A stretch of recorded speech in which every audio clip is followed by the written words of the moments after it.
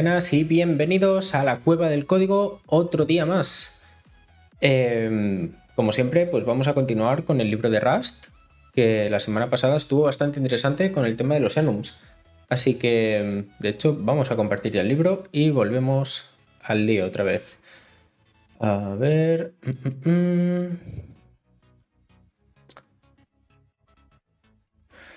Muy bien, pues por aquí lo dejamos la semana pasada. Terminamos de explicar el tema de los enums y esta semana toca algo bastante interesante, que es el tema del pattern matching, por lo que vemos, ¿no? Así que, pues bueno, pues vamos a ver cómo funciona todo esto. Qué raro está la... Sí, no tengo tiempo para continuarlo. Hoy tengo que hacer streaming, por desgracia.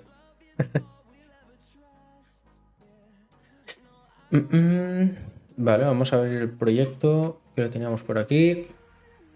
Vale. Prioridades, facts, tal cual. Es lo que hay. El Zelda siempre estará esperándome, de todas maneras. ¿Tú cómo lo llevas, Adrián? ¿Lo has avanzado mucho?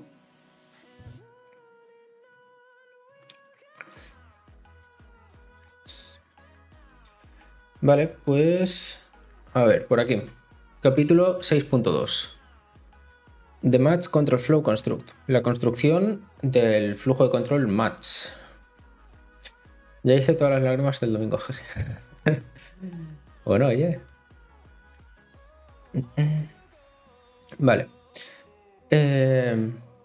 Rust has an extremely powerful control flow construct called Match. Vale, Rust tiene un muy poderoso control de flujo que se llama el Match, que nos permite comparar valores against a series of patterns and then execute code based on which pattern matching, ¿vale? Entonces, este pattern matching nos permite básicamente comparar varios valores a través de una serie de patrones y ejecutar un código u otro dependiendo de con qué patrón coincide, básicamente. Entonces, vale, patterns can be made up of literal values, variable names, wildcards and many other things. Entonces, estos patrones al final son esto, ¿no? Son valores literales, strings o cosas así, supongo, nombres de variables, wildcards. Bueno, pues en el capítulo 18 cubriremos todos los diferentes tipos de patrones y qué es lo que hacen cada uno de ellos, ¿no? Cómo funcionan.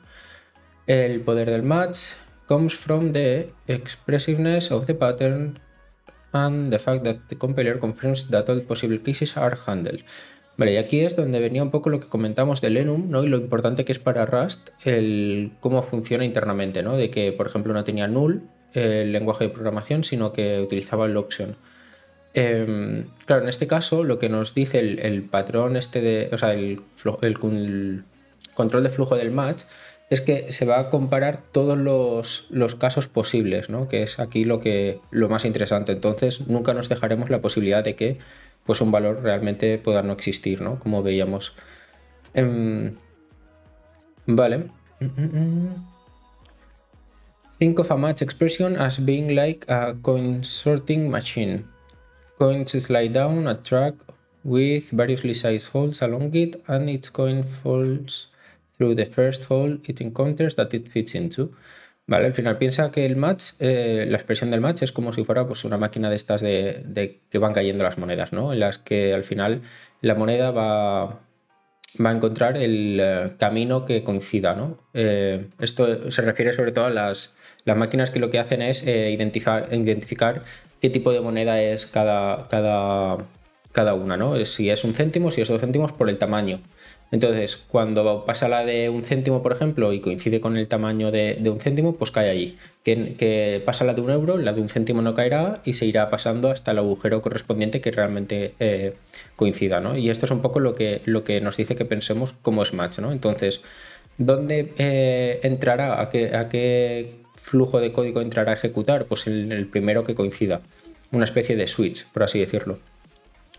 In the same way, values go through each pattern in a match, and the first pattern the value fits, the value falls into the associated code block to be used during the execution. lo que comentábamos, al final el código que se ejecutará va a ser el primero que coincida, ¿no? que matche, por así decirlo, con el patrón concreto que hayamos puesto. Vale, speaking of coins, let's use them as an example using match. Vamos a utilizar el tema de la moneda como un ejemplo, ¿no? Para ver cómo funciona el match. Podemos escribir funciones que cojan an unknown US coin and in a similar way as the counting machine determines which coin it is and returns its value in cents as shown in listing 63. Vale, entonces vamos a pasarle un tipo de moneda de tipo US. Es decir, aquí de hecho ya estamos viendo el enum, ¿no? Que hay un penny, un níquel, un dime, un quarter. Y vamos a, dependiendo del coin que nos entre, ¿no? Pues intentar adivinar cuál es el match concreto que nos va a acertar y devolveremos esta misma cantidad de coin en ¿qué decía? In cents, eso es, vale, pues en la moneda más pequeña, supongo. Entonces vamos a coger este código y vamos a pegarlo a ver qué tal funciona. De hecho, sí, vamos a utilizar el mismo ejemplo. Bueno, no, vamos a crear otro. Vamos a crear otro proyecto que sea matching, por ejemplo. Esto lo vamos a llamar 1, que es el que ya teníamos. Y lo vamos a llamar enums en los comandos. Y aquí matching. Y matching. Y lo mismo con el 2. Vale, entonces vamos a crear este nuevo proyecto. New project, matching.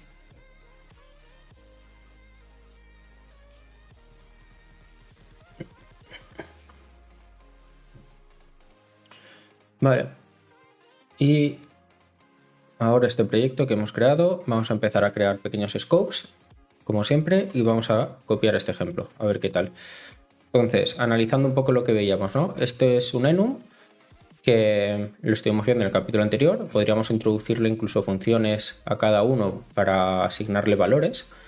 Y luego aquí es una función concreta que lo que nos dice básicamente es que nos va a devolver el valor en céntimos. Entonces le pasas un coin, que puede ser uno de estos tipos, y entonces con la expresión del match, que es aquí lo interesante, en base a qué tipo de qué tipo de patrón coincida con este coin. Si es un coin penny, pues devolverá 1, si es un coin níquel, devolverá 5, etc, etc, ¿no? Vale. Y ahora lo único que faltaría realmente sería ejecutarlo. Pero bueno, vamos a ver cómo continuamos. Let's break down the match in the value in cents function. Vale, entonces vamos a romper, por así decirlo, ¿no? El match en la función de value in cents. First, we list the match keyword followed by an expression, which in this case is the value coin. Vale, en este caso lo que estamos haciendo es para poder ejecutar un match, poner la keyword match y luego al lado va una expresión. En este caso, la propia variable ya de por sí es una expresión que devuelve algo, pero aquí entiendo que podría ir cualquier función que devolviese un valor. Es decir, si tuviésemos luego una función que lo que hace es, yo que sé, calcular cualquier cosa y nos devolvería algo, lo podríamos introducir directamente aquí. This seems very similar to a conditional expression used with if, but there's a big difference with if. The condition needs to evaluate to a boolean value, but it can be any type. Vale, aquí lo que nos dice básicamente es que esto es muy parecido al if. De hecho, si vamos, no sé si en este ejemplo del capítulo anterior tenemos algún if. Puede ser, no tenemos ninguno. Pero bueno, al final el if era básicamente lo mismo. Teníamos una condición, por ejemplo, if true, entonces hacíamos lo que fuese, ¿no? Cualquier tipo de código. Y esto es exactamente lo mismo. Aquí la única diferencia es que dentro de este if sí o sí tiene que haber un booleano que corresponda a true o false para ejecutar este bloque de código. Aquí con el match no, simplemente puede ser de cualquier tipo. Esta variable o el resultado de la expresión que pongamos aquí puede ser de cualquier tipo que coincida con cualquiera de los valores que vayamos a comprobar, ¿no? De los patrones estos. Vale.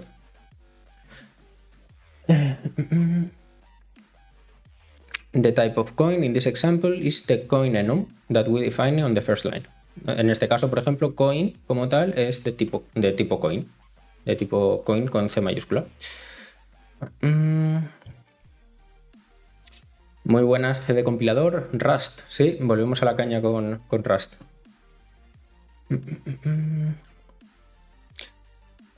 Next are the match arms, ¿vale? Después de lo que veíamos de cómo crear la expresión, empiezan los brazos, ¿no? Que llama Rust. An arm has two parts. Tiene dos partes, un brazo. A pattern and some code. La parte del patrón que vamos a evaluar y la parte del código que vamos a ejecutar. The first arm here as the pattern that is the value. ¿Vale? En este caso, por ejemplo, es el valor coin penny, que es el patrón que debería de machear con el valor. Entonces entiendo que aquí, por ejemplo, esto de aquí penny, de hecho, voy a refrescar. Porque no me estaba cogiendo el Rust Analyzer.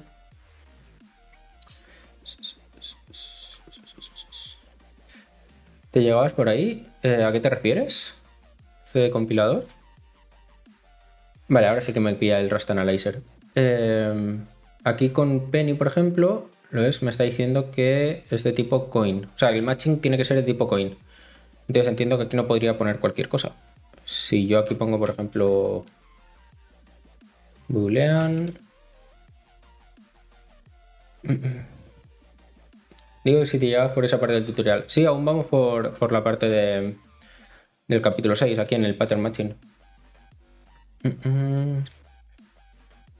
Aún nos queda bastante, ¿eh? Capítulo 7, 8. Bueno, poco a poco, sin prisa. Vale, entonces, la primera parte del brazo es el patrón en concreto. Y luego las flechas, el operador este de flecha que separa el patrón del código que vamos a devolver, ¿vale? El código en este caso es solo un valor, en este caso 1 para el penny. Cada brazo está separado del siguiente por una coma, ¿vale? Entonces, de hecho, seguimos aquí. Aquí esto es lo que vamos a devolver.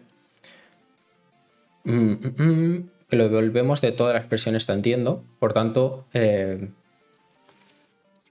claro, no sé muy bien si hiciésemos early returns y cosas así.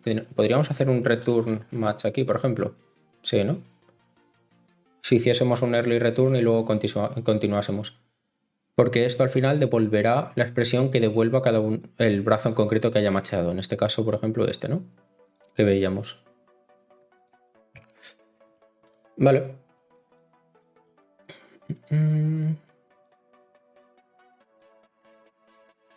Vale, y aquí. Vale, punto y coma, cierto.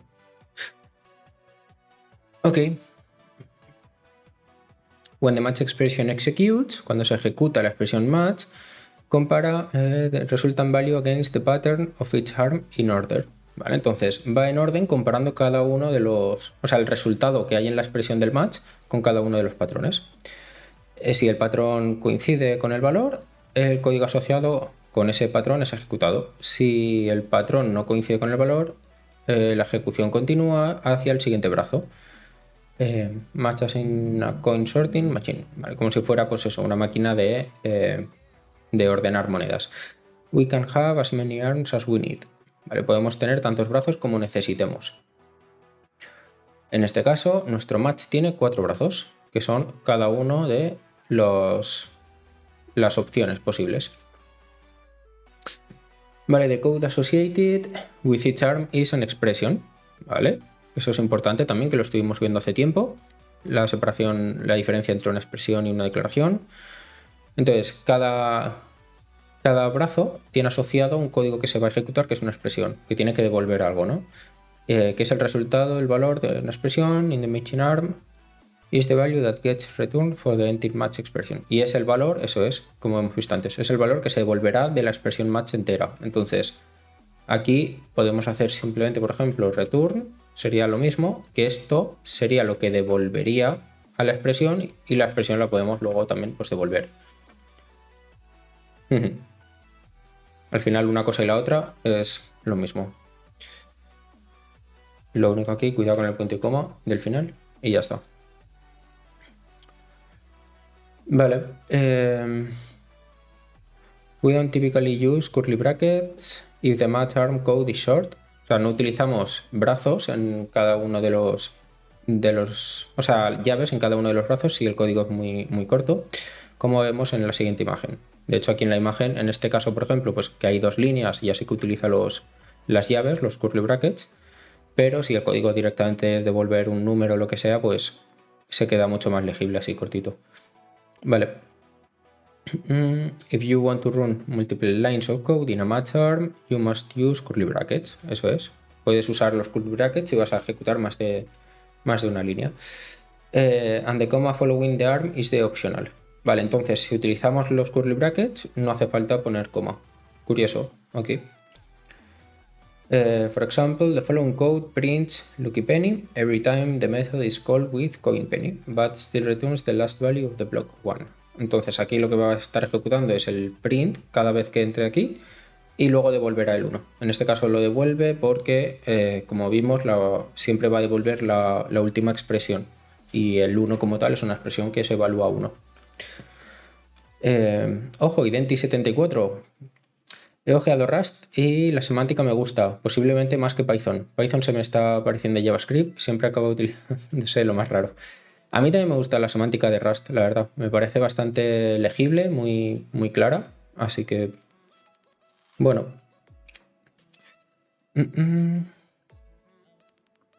Vale, entonces patterns that bind to values.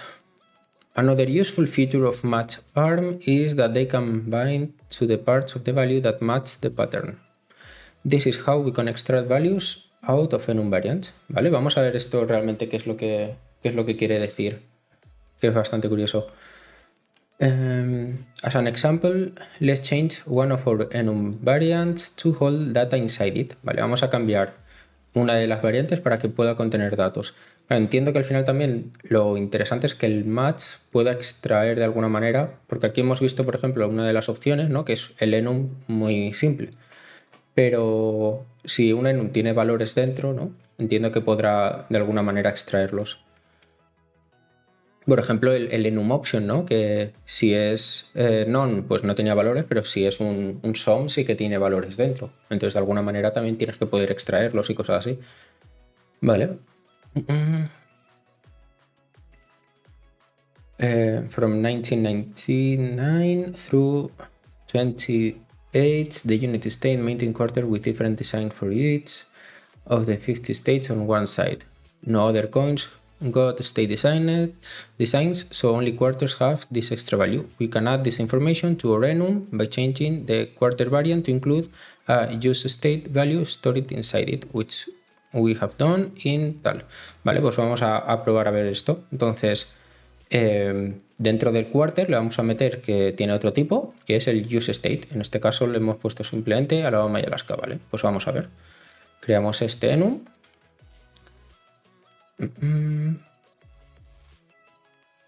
Y vamos a decirle que este quarter tiene de tipo use state. O sea, internamente puede ser también de use state. Y de hecho, como vemos aquí, ya nos está fallando. O sea,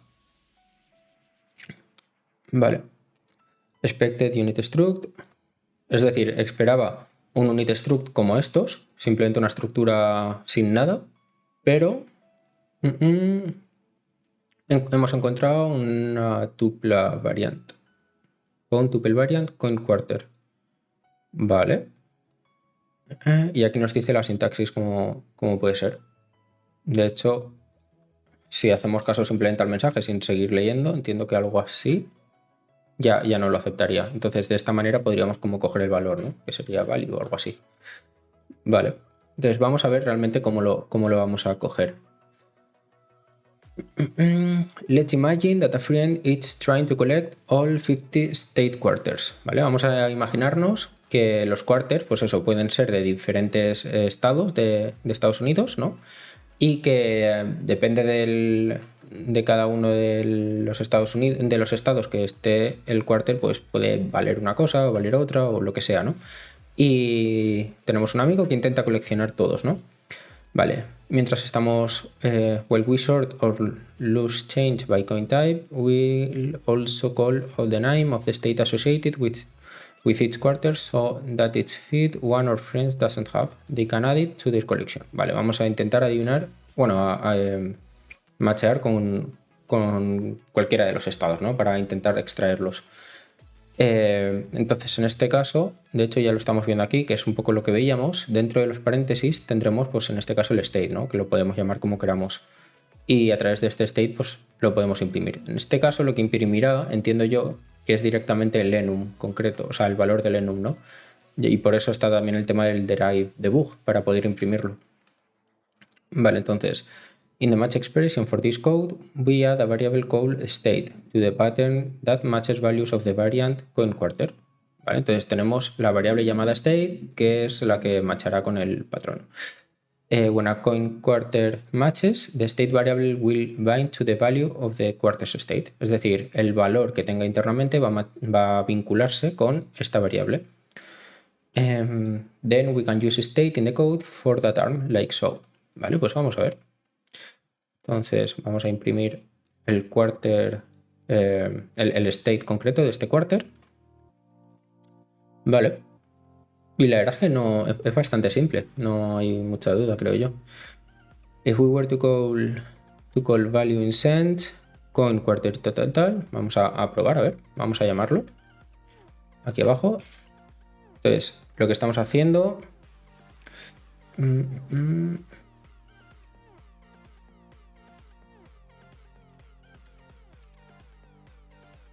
Bueno, de hecho lo que podemos hacer es simplemente un print ln y ver y ya está.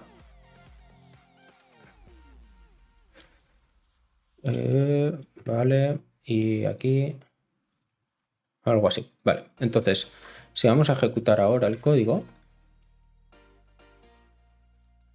en un principio lo que nos debería decir es state quarter from Alaska y 25 y devolvernos el 25.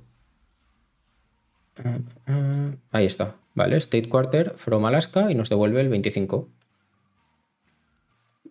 ¿Esto por qué? Porque estamos imprimiendo aquí el valor de este resultado, o sea, del resultado de esta función, que el resultado de esta función básicamente es el 25, y además también, mientras se está ejecutando esta función, como entra en este brazo, está ejecutando este código y imprime el state quarter. Imprime Alaska básicamente porque es lo que le hemos pasado dentro del quarter. Entonces tenemos realmente el valor correspondiente. Y aquí, dependiendo del valor, podríamos hacer otras cosas. Vale.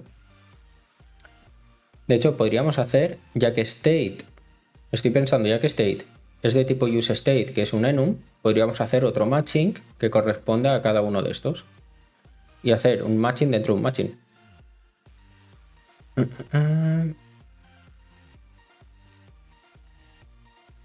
Entiendo que si esto, por ejemplo, pudiésemos hacer así, y luego aquí lo mismo de useState. Si es useState Alabama, entonces hacemos lo que sea, ¿no? Imprimimos.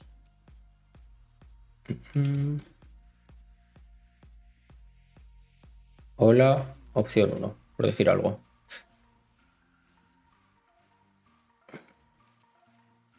Y si es el useState Alaska, hola, opción 2.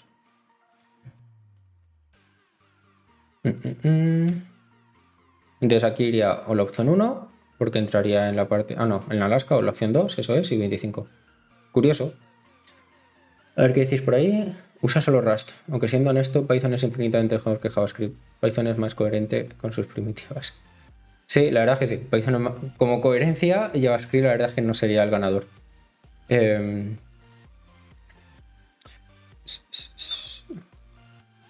A ver, ¿por dónde? Aquí está. Vale, vamos a dejarlo como estaba el código, pero básicamente para que se vea podemos hacer algo así. Vale.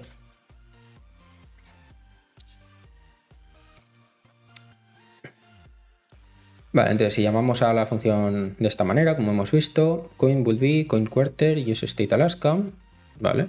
When we compare that value with each of the match arms, none of them match until we reach coin quarter state. Es decir, ninguno va a coincidir hasta que lleguemos a este punto, ¿no?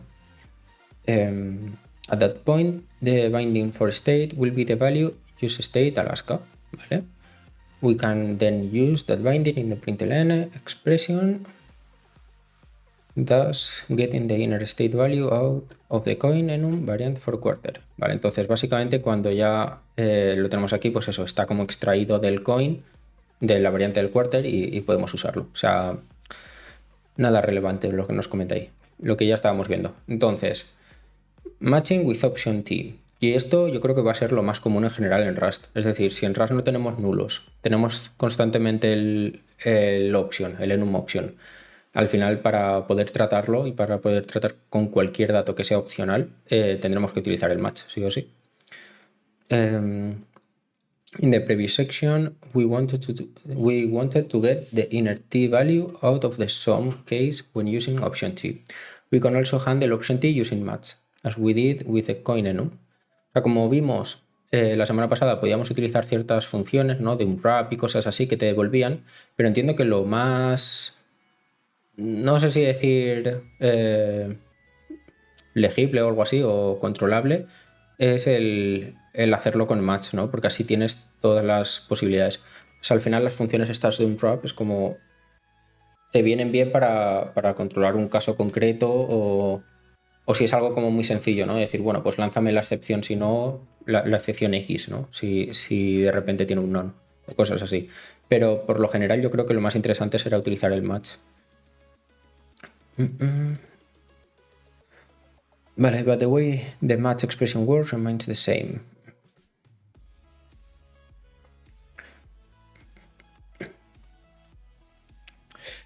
Let's say we want to write a function that takes an option E32 and if there's a value inside, adds 1 to that value. Vale, vamos a entonces escribir una función que coja un parámetro de tipo option E32 y que si hay valor, pues le añada 1 a ese valor y que si no hay, if there isn't a value inside, si no hay, la función devolverá un valor none and not attempt to perform any operation. Y no hará nada más, simplemente. Rust lo malo es que toma bastante tiempo ser productivo en él. Ya entiendo que al final también tienes que aprender muchas cosas, ¿no? Al principio. Pero luego supongo que con librerías o si te creas ya tus propios templates y cosas así, como todos los lenguajes al final, ¿no? En ese sentido es parecido a C++, toma tiempo coger carrerilla, pero una vez tienes es muy fácil. Claro, al final también yo creo que es la curva de aprendizaje que cuesta siempre al principio. Hay muchos lenguajes, ¿no? En general, que ocurre que al principio pues cuesta un poco acostumbrarse a la sintaxis, acostumbrarse a cómo hace ciertas cosas, pero luego ya pues... Vale. This function is very easy to write thanks to match, ¿vale? And will look like tal. Entonces, vamos a ver cómo sería esta parte. Entonces, tenemos una función que hace un +1, añade 1, y lo que recibe es una opción i32, como veíamos, y lo que va a devolver también es una opción i32. Entonces, aquí simplemente a nivel de legibilidad, o sea, yo lo veo súper simple, ¿no? El hecho de, pues mira, matchéame X, es decir, compruébame si la X va a coincidir con alguno de estos patrones de los posibles casos que tiene una opción. Si es un caso non, pues devuelves non, no haces nada. Simplemente devuelves lo que venía y ya está.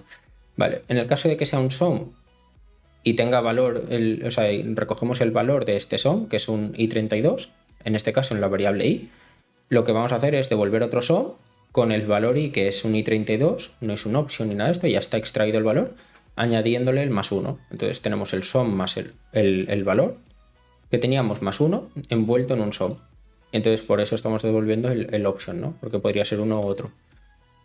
Y luego aquí ya pues vemos diferentes casos. Por ejemplo, en 5 tenemos aquí un 5, que es un option, y luego hacemos el +1 de 5, y entonces en este caso tenemos un option i32 que internamente tendrá el valor 6. Con el non, por ejemplo, si hacemos un +1 de non, pues lo que tendremos es un non. Y de hecho podemos hacer aquí los prints correspondientes para verlo. Vale. Y aquí, por ejemplo, imprimimos el 6 y aquí imprimimos el non. Perdón. Bueno, aquí nos dice que el option i32 no implementa el tal. No implementa el display.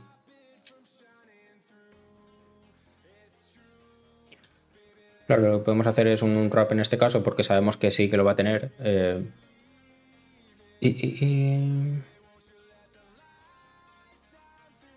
Y aquí en el non no sé muy bien cómo sacarlo, la verdad.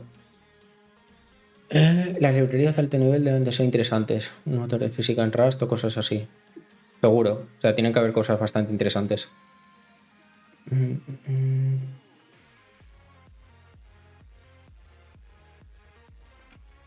Bueno, lo que podemos hacer es un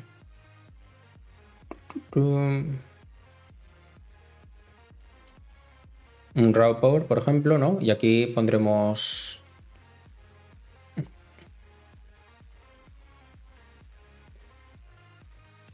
no válido, por decir algo, ¿no?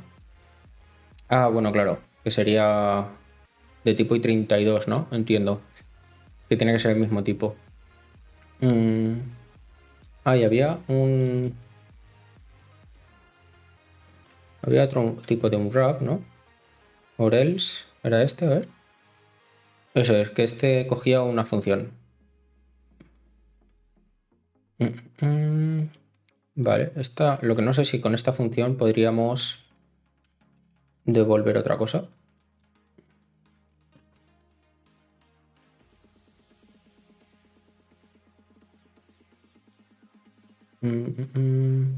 Hay proyectos chulos que solo no he visto equivalentes tan avanzados en C++, como por ejemplo WGPU.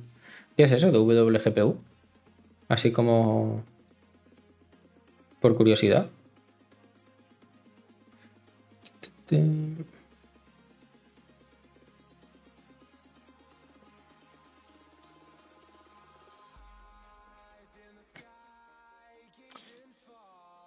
Bueno, podemos poner un report default o algo así y ya está. Que aquí el default va a ser 0 siempre y así veremos que nos imprime el 0 y ya está. Vale. Y tanto el frontend como backend en Rust, que es en donde me estoy metiendo ahora, se está experimentando mucho. WGPU es una capa de abstracción sobre OpenGPL, WebGL, DirectX, Vulkan y Metal que los unifica. Los unifica a bajo nivel. Yo también estoy viendo lo del tema frontend. Bueno, aquí como vemos ya, por ejemplo, pues eso, el 6 y aquí el non, que es el 0. Que son los valores después de haber ejecutado la función. Lo del tema frontend, yo he visto bastantes cosas, en plan librerías y tal, muy parecidas a React y cosas así, pero hechas al final pero ejecutas Rust, el lenguaje de programación es Rust y tal, y eso al final compila WebAssembly. Me parecía bastante interesante, sobre todo porque al final el potencial que se le asume muchas veces a JavaScript o TypeScript es el hecho de que pues tienes el mismo lenguaje en frontend y backend, ¿no?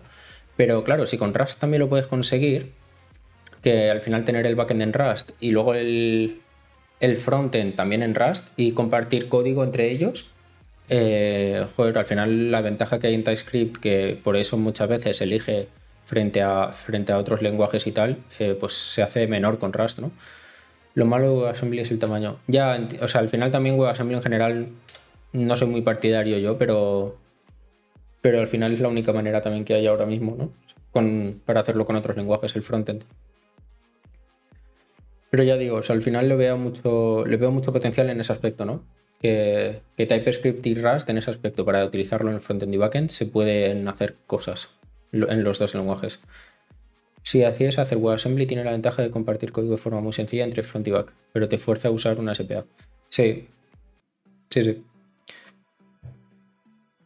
Pero bueno, al final es lo que hay casi no te voy a decir en el 100%, pero en el 90% de aplicaciones web y cosas así, es una SPA de JavaScript con React o con Angular o Vue o alguno de estos, y luego el backend a saber, o el mismo lenguaje o no, o otro. Entonces, Lo de al final usar una SPA o no, bueno.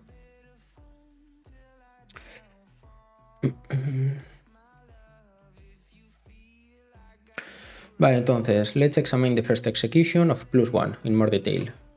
When we call +1 5, the variable x in the body of +1 will have the value sum5. When then compare that against its in match arms, ¿vale? Entonces, non, the sum5 value doesn't match the pattern non, so we continue to the next term, sum e +1. Does sum5 match sum e? It does, ¿vale? Entonces, al final, claro, tenemos, cuando entra es un sum5, porque nos va a entrar una opción de tipo i32, entonces nos está entrando un sum de tipo que dentro tiene un valor 5. Y este sum de valor 5 no va a coincidir con un non, pero sí que va a coincidir con un sum de cualquier valor. Entonces aquí ya pues dice, vale, si un sum de cualquier valor coincide, pues entonces entras aquí. Entonces coincide, we have the same variant, ¿vale? The i binds to the value contained in sum. Entonces la i básicamente se vincula al valor correspondiente que tenía el sum, ¿no? So it takes the value 5. Así que tiene el valor 5. The code in the match arm is then executed. So we add 1 to the value of e and create a new sum value with our total 6 inside, ¿vale? Que es lo que estábamos al final diciendo. Now let's consider the second call. Vamos a ver el segundo ejemplo, la segunda llamada a la función +1, donde x es non. Entonces entramos en el match y comparamos el primer brazo. Non, devolvemos non. Y este ya coincide. No hay ningún valor que añadir, así que el programa para y devuelve el non, el valor non, on the right side, ¿vale? El de la derecha. Because the first arm match, no other arms are compared, ¿vale? Como el primero ya ha coincidido, pues los siguientes ya no se ejecutan, se comparan. Combining match and enums is useful in many situations. Es muy útil en muchas situaciones. You'll see this pattern a lot in Rust code.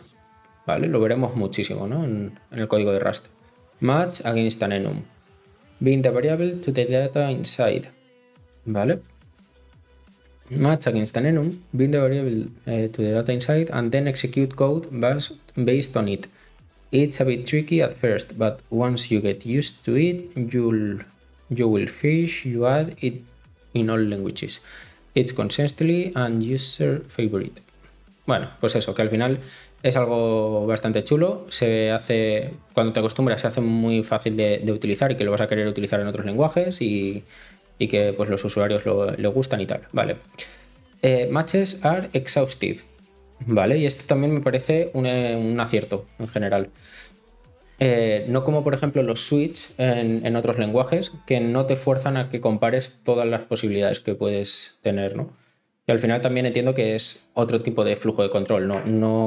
El match no pretende equivalerse a un switch para nada, pero eso es otro tipo de flujo de control. Lo que estaba pensando, por ejemplo, también es que aquí, igual que tenemos un non y el sum de tipo i, podríamos tener a lo mejor otro caso que sea un sum de tipo 5, por ejemplo, ¿no? Y entonces decimos, vale, pues si es 5, lo que vamos a hacer es devolver 10. Y luego, si tenemos un sum de cualquier otro i que no es 5, pues haremos un +1. O sea, esto nos permite hacer como muchas cosas, muchos patrones y tal bastante curiosos. En este caso, por ejemplo, pues la variable 6, como veíamos antes, no va a contener un 6 realmente. O sea, lo que va a contener será un 10, porque habrá entrado en este brazo que es un 5. Y aquí también es recordar el tema del orden. Es decir, si pusiéramos primero el sum i, como siempre entraría aquí porque realmente coincide, nos devolvería 6 en vez de 10. Entonces aquí el orden es importante. De hecho, si lo ejecutamos en este orden, veremos que la variable esta nos va a devolver 10. Eso es. ¿Vale? Y si cambiamos el orden, en este caso, ¿no?, veremos que nos devolverá 6, o sea que, porque al final coincide. Entonces, aquí, exacto, es importante el tema del orden y la de posibilidades que podemos hacer con esto. O sea, no quiere decir simplemente, pues mira, como el option nos da dos opciones, simplemente, o sum o non, pues solo podemos tener dos brazos. Como, no. Podemos tener incluso brazos concretos para cuando tengamos un valor concreto, que eso también es interesante. Vale, entonces, matches are exhaustive. There's one other aspect of match we need to discuss. ¿vale? Hay otro aspecto, ¿no?, del match que tenemos que debatir. A ver, el patrón de arms pattern must cover all possibilities, ¿vale? Los brazos de patrones tienen que cubrir todas las posibilidades. Consider this version of our +1 function, ¿vale? Considera esta opción que vemos aquí abajo de nuestra función, which has a bug and won't compile, el cual pues tiene un problema y no compila. Y es que nos hemos quitado el brazo del non. Es decir, si este brazo del non lo quitamos, de hecho ya nos salta el Rust Analyzer diciéndonos que no nos va a cubrir este match, ¿no? Que no es exhaustivo. Nos dice, oye, no exhaustive patterns, none not covered. Y además te dice, que es lo bueno, qué patrón concreto no estás cubriendo. Y es que no estás cubriendo el none. The match value is the type option, tal. El option defined here ensure that all possible cases are being handled by adding a match arm with a wildcard. Nos dice básicamente eso, que utilicemos incluso las wildcards para cubrir todos los patrones si fuese necesario, ¿no? Y mira, otra cosa interesante también es esto de aquí, que podemos poner como macros de to do. O sea, en vez de poner un comentario to do y tal, una macro. Bueno, supongo que también la explicará. Entonces, como veíamos, si quitamos brazos y no está contemplando todos los casos, nos falla. Vale. We didn't handle the known case, so this code will cause a bug. Luckily, it's a bug Rust knows how to catch. If we try to compile this code, we'll get this error. Vale, entonces afortunadamente Rust tiene controlado todo esto. Rust knows that we didn't cover every possible case and even knows which pattern we forgot. ¿Vale? Entonces, básicamente sabe que no hemos cubierto todos los casos y que incluso qué patrón es el que nos falta, ¿no? Matches in Rust are exhaustive. We must exhaust every last possibility in order for the code to be valid, especially in the case of option T, when Rust prevents us from forgetting to explicitly handle the non-case. Justamente lo que comentábamos en el capítulo anterior de los enums, del por qué no tener un null y todo esto, y por qué era interesante que fuera una opción, se ve justamente en esto, ¿no? En el tema del pattern que sea exhaustivo. Es decir, se justificaba diciendo, de alguna manera, que el null se te puede olvidar comprobarlo y cosas así, ¿no? Y aquí en este caso, si el pattern matching es exhaustivo y nos fuerza a comprobar todos los casos y sabemos que no tenemos un null, sino que tenemos tipos de objetos option, por así decirlo, claro, el non siempre lo vamos a tener que comprobar con el tema de la exhaustividad del pattern matching. Entonces, guay.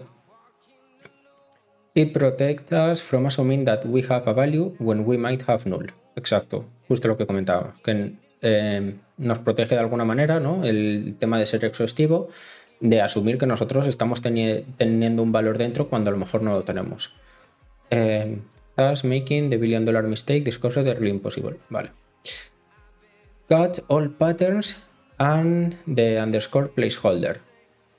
Vale. Using enums, we can also take special action for a few particular values, but for all other values take one default action. Vale, aquí vamos a ver, entiendo yo, el tema de un default o cosas así. Es decir, ¿qué ocurre cuando solo queremos comprobar pues algunas acciones especiales o algunas pocas particularidades en concreto de las opciones que tenemos en un enum o cosas así?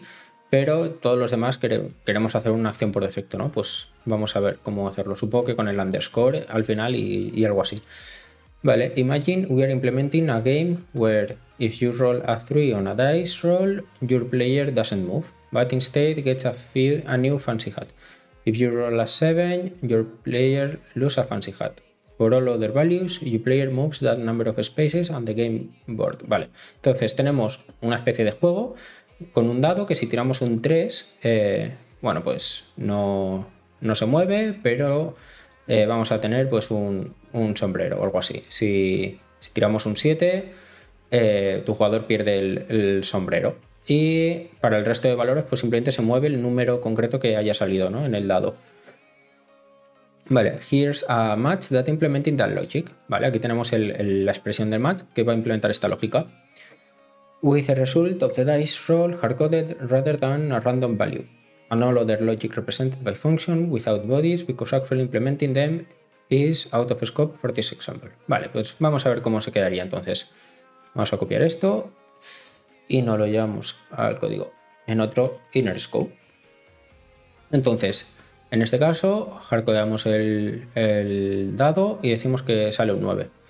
Si sale un 9, entra en este match de aquí y en el 3 no va a coincidir porque no es un 3, por tanto no ejecutará esta función. En el 7 tampoco coincidirá y entrará en other. Vale, y other lo que capturará, entiendo yo, es el valor del 9 en este caso, ¿no? Del dice roll. Entonces lo que hará será move player con el valor concreto de este dado. Si pusiéramos un 3, pues ejecutaría esta función, y si sacase un 7, pues ejecutaría esta otra, ¿no? Vale. Interesante lo de WGPU, WAssembly, el hijo del LVM. Bueno. Duras acusaciones aquí. Vale. For the first two arms, the patterns are the literal values 3 and 7. For the last arm, that covers every other possible values. Vale, entonces lo que decíamos, al final del todo está cubriendo cualquier valor posible. The pattern is the variable we choose to the name other. Y el patrón que hemos elegido para almacenar la variable, ¿no? Es el nombre en concreto, other. Ok.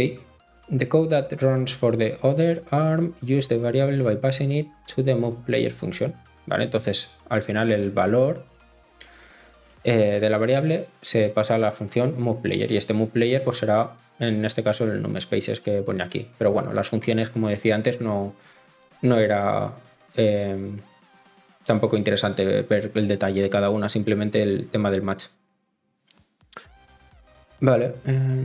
The code compiles even though we haven't listed all the possible values a UH can have. Es decir, no tenemos contemplado todos los posibles valores que un U8 puede tener, 1, 2, 3, 4, 5, 6, pero compila porque tenemos aquí un wildcard que nos captura todo el resto de valores que no sean 3 y 7. Vale. Because the last pattern will match all values not specifically listed. This catch-all pattern meets the requirement that match must be exhaustive. Note that we have to put the catch-all arm last because the patterns are evaluated in order. Vale, como hemos visto antes, es importante que se coloque en lo último. Si se colocase al principio, como esta wildcard, por así decirlo, coincide con cualquier U8, pues entraría aquí y jamás entraría en el 3 o el 7, aunque fuese un 3 y un 7. Entonces los catch-all que comenta aquí, los patrones de capturar todo, tienen que ir siempre al final. Vale. Not that we have to put total, sí, vale. If we put the catch-all arm earlier, the other arms will never run. So Rust will warn us if we add arms after a catch-all. Vale, lo que comentamos. Rust also has a pattern we can use when we want to catch-all but don't want to use the value in the catch-all pattern. Vale, underscore. Vale, entonces, si queremos utilizar el catch-all pero nos da igual el valor que tenga internamente porque pues, no queremos hacer nada más o lo que sea, o aunque queramos hacer cosas no nos interesa el valor, podemos utilizar el underscore. Entonces con el underscore estaremos capturando todas las posibilidades para que entre en ese brazo, pero sin coger el valor. Vale, el underscore, la barra baja, is a special pattern that matches any value and does not bind to that value. Pues lo que decíamos, esa machea coincide con cualquier valor, pero no vincula el valor que hay dentro. This tells Rust we aren't going to use the value, so Rust won't warn us about an unused variable. Vale, entonces lo que Rust de alguna manera entiende, por así decirlo, que el underscore simplemente es para capturarlo, pero no queremos tener ningún valor dentro, entonces no lo vincula.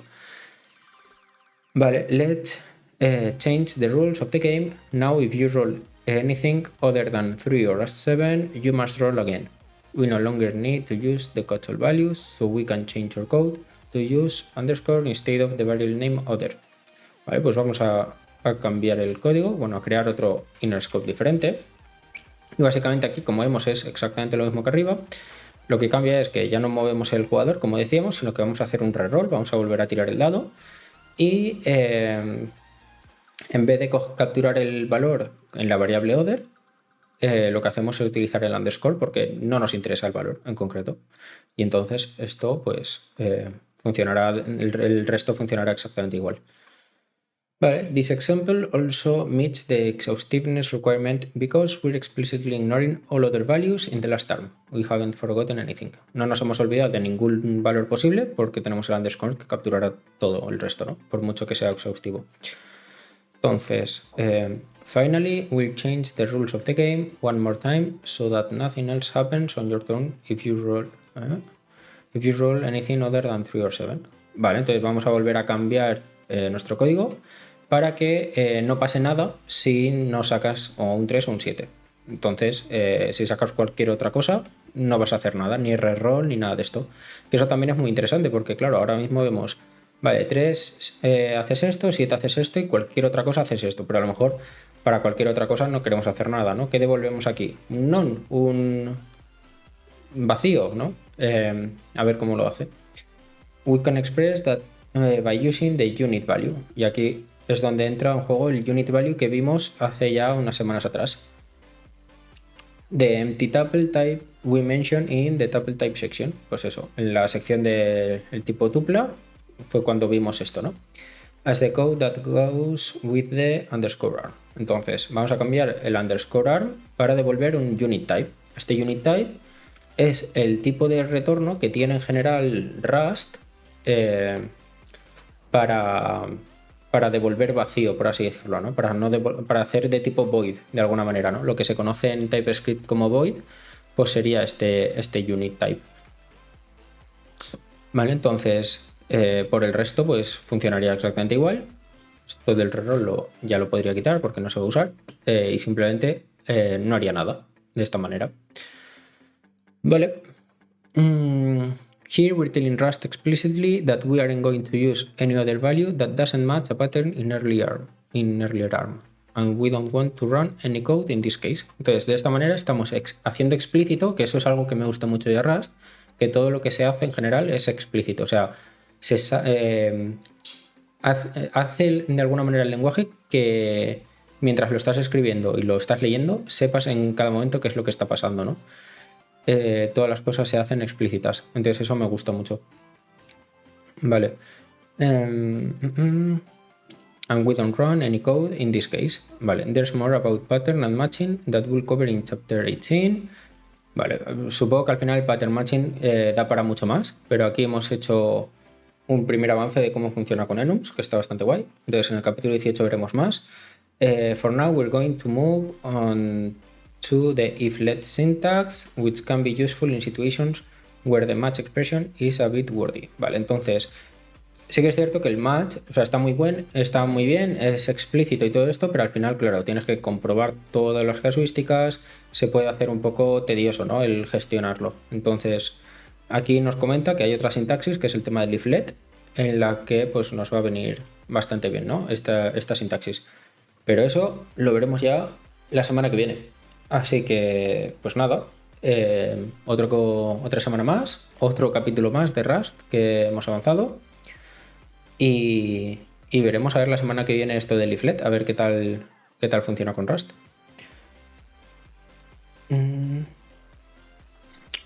Vale, pues lo voy a ir dejando ya por aquí. Así que si queréis continuar con Rust aprendiendo un poco conmigo, pues los vemos la semana que viene. Hasta luego.